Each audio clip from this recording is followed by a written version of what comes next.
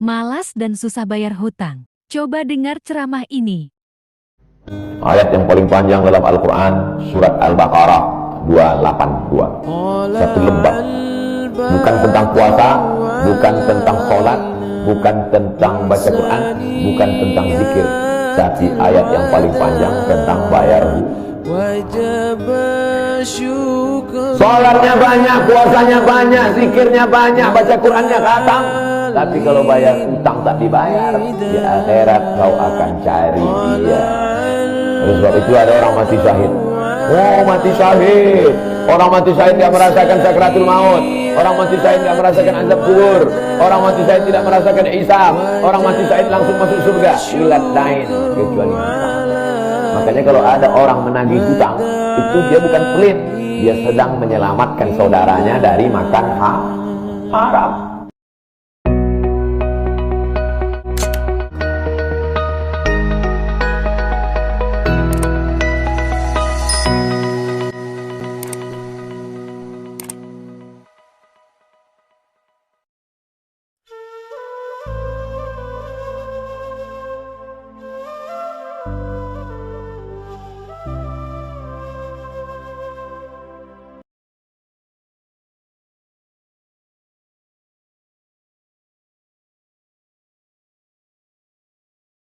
Gimana hukumnya memberi hutang kepada orang minjam tapi berkali-kali nggak pernah bayar? Apakah kita termasuk orang yang menzolimi dengan tidak mendidik orang tersebut menjadi mandiri? Karena sepertinya tak pernah mandiri dan tidak berniat untuk melunasi. Ayat yang paling panjang dalam Al-Quran, surat Al-Baqarah 282. Satu lembar. Bukan tentang puasa, bukan tentang sholat, bukan tentang baca Quran, bukan tentang zikir, tapi ayat yang paling panjang tentang bayar hutang. Sholatnya banyak, puasanya banyak, zikirnya banyak, baca Qurannya khatam, tapi kalau bayar utang tak dibayar, di akhirat kau akan cari dia. Oleh sebab itu ada orang mati syahid. Oh, mati syahid. Orang mati syahid nggak merasakan sakratul maut. Orang mati syahid nggak merasakan azab kubur. Orang mati syahid tidak merasakan hisab. Orang mati syahid langsung masuk surga. Ilat dain kecuali hutang. Makanya kalau ada orang menagih hutang, itu dia bukan pelit, dia sedang menyelamatkan saudaranya dari makan haram. Makanya datang ke rumah dia. Habis pengajian nih langsung datang. Assalamualaikum, waalaikumsalam. Kau mau menagih ya? Aku bukan mau menagih, tapi menyelamatkanmu, anak cucumu, istrimu, tetanggamu dari makan haram. Ya ayyuhalladzina amanu, hai orang-orang yang beriman, hai orang yang percaya bahwa setelah mati dia akan hidup lagi menghadap Allah. Idza tadayantum bidainin, kalau kau menjalin transaksi hutang piutang, ila ajalim musamma, sampai ke batas waktu tertentu, faktubuh, tulis, saya pinjam kepada kamu 500.000, akan saya bayar pada bulan Mei. Tahunnya jelas. Banyak juga bulan Mei. Maybe yes, maybe no. Bulan berapa? Bulan Mei tahun 2020. Oke. Sekarang bulan Maret, April, 1 Mei 2020 datang tagih. Kapan kau bayar? Mohon maaf aku nggak bisa, istriku baru meninggal, anakku pun sakit. Jangan kau cerita panjang lebar, tak tahan air mata aku mau menetes. Kalau dia dalam kesulitan, fanaziratun ila maisarah, tunggu sampai dia lapang. Maisarah artinya lapang. Tunggu sampai dia lapang. Setelah dia lapang, datang lagi bulan Juni. Kapan kau bayar? Aku belum bisa. Nampaknya lebih banyak ongkos minyak aku daripada uang yang kutagih. Yang paling bagus, wa anta saddaqu khairul lakum, kau sedekahkan itu lebih baik. Karena aku pun makin datang makin kumat darah tinggiku, kolesterolku pun makin naik. Jadi untuk yang 500.000 itu ku sedekahkan aja, ambil. Tapi yang menghafal ayat ini yang ngasih pinjaman, bukan yang minjam. Sekarang banyak salah hafal, yang minjam pula yang hafal. Begitu kita tagih, kapan kau bayar? Wa anta saddaqu khairul lakum. Kau sedekahkan itu lebih baik. Itu ayat aku. Ayat kau 8282. Banyak sekarang orang salah hafal ayat.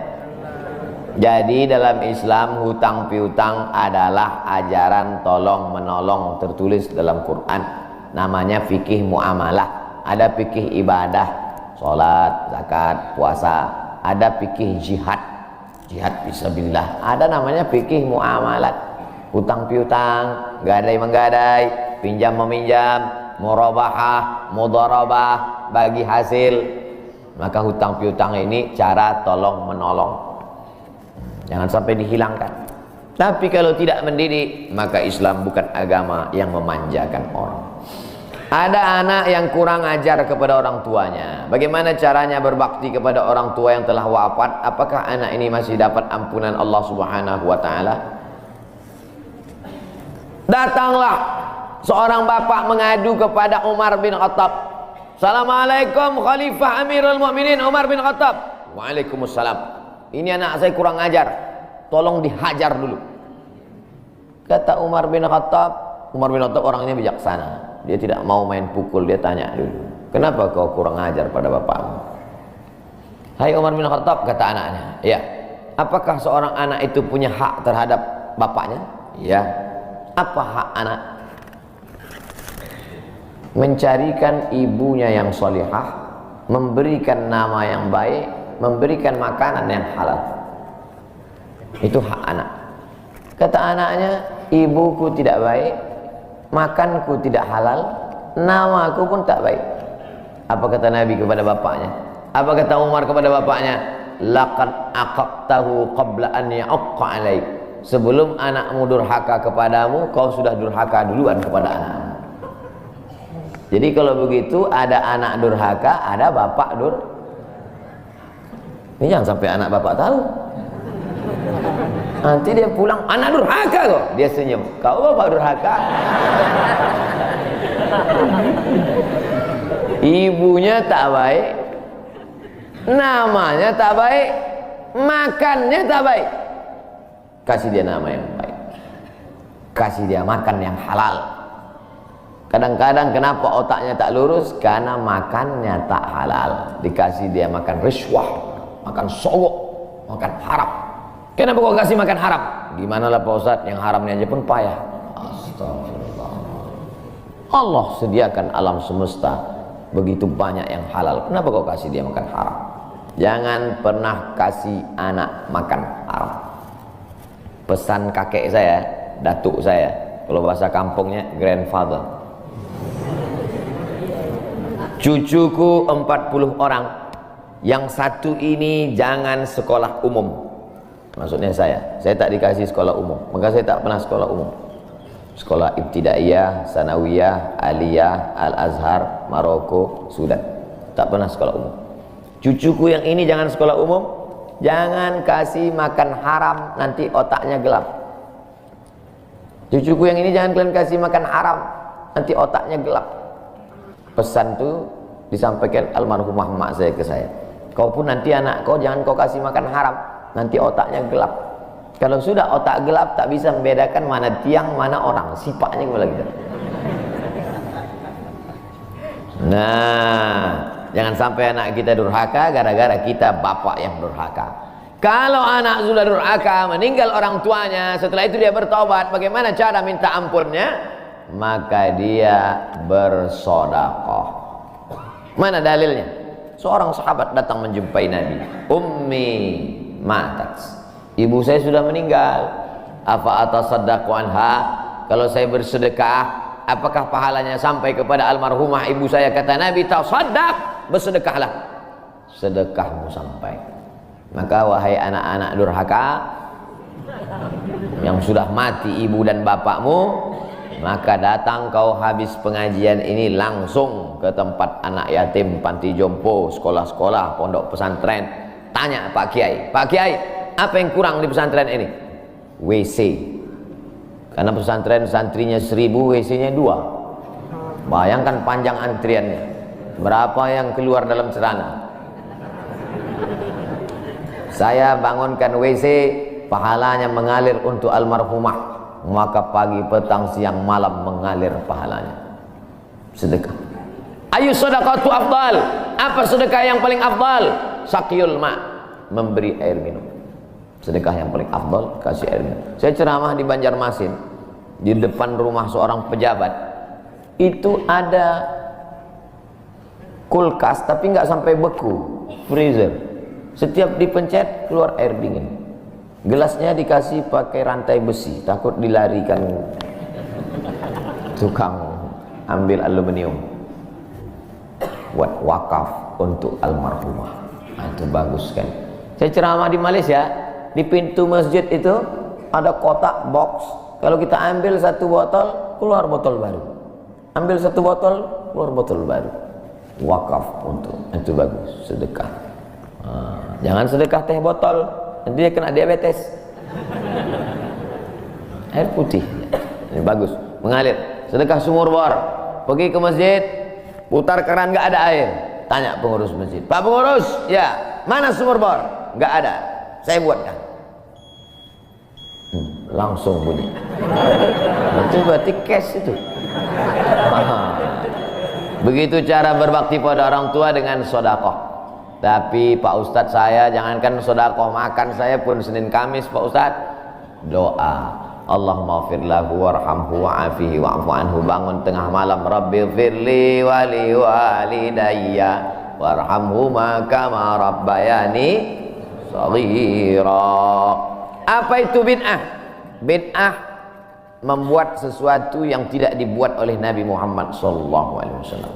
Tidak ada dalilnya dari 3 aspek: qauli, fi'li, takriri. Perbuatan yang tidak ada dalilnya bid'ah. Jangan dikatakan perbuatan yang tidak dibuat Nabi bid'ah. Perbuatan yang tak ada dalilnya bid'ah. Karena kalau dikatakan yang tidak dibuat Nabi bid'ah, Nabi tidak pernah pakai peci. Tunjukkan saya mana hadis Nabi pakai peci. Berarti peci ini bid'ah.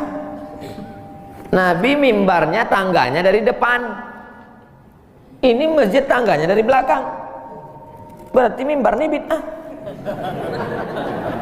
Mimbar Nabi tangganya dari depan, 3 lantai, 1, 2, 3. Jadi yang dimaksud dengan bid'ah perbuatan yang tidak ada dalilnya. Misalnya jam 12 siang ada bapak-bapak di panas terik tegak menghadap matahari. Pak, bapak mau ngapain? Aku mengagungkan Allah di bulan Rajab. Bid'ah itu. Karena tidak ada dalilnya sama sekali. Tapi selama ada dalilnya, tidak boleh kita katakan orang itu melakukan perbuatan bid'ah. Malam Jumat baca Yasin. Kumpul 10 orang baca Yasin. Yasin wal Qur'anil Hakim innaka laminal mursalin. Bid'ah. Loh. Coba lihat dalilnya. Yang dibacanya itu Quran apa Quran? Quran. Baca Quran apa pahala? Yasin itu Quran atau enggak Quran? Quran. Man qara'a Yasin fi lailatin, siapa yang baca Yasin suatu malam, asbaha maghfuran lah. Subuhnya sudah diampuni dosanya. Mestinya baca Quran itu semua, tapi karena dia enggak sanggup semua, dia pilih hati Quran. Hati Quran itu Yasin. Sentuhlah dia tepat di hatinya, dia akan jadi milikmu untuk selamanya. Makanya orang sebelum ngapal Quran semua, yang dihafal hatinya dulu. Itu sebelum ngapal Quran, yang dihafal hatinya dulu. Apa hati Quran? Ya, Yasin. Tapi jangan hatinya aja seumur hidup, yang lain juga. Nah, jadi jangan salahkan orang baca Yasin. Baca Yasin bid'ah. Loh, Yasin kan Quran. Baca Yasin malam Jumat nggak masalah. Seumur hidup baca Yasin masalah. Karena banyak surat yang lain. Baca juga Al-Fatihah, Al-Baqarah, Al-Nisa, Al-Imran, Al-Nisa, Al-Maidah, Al-An'am. Nah, jadi mudah. Perbuatan tidak ada dalilnya bid'ah. Selama ada dalilnya tidak bid'ah.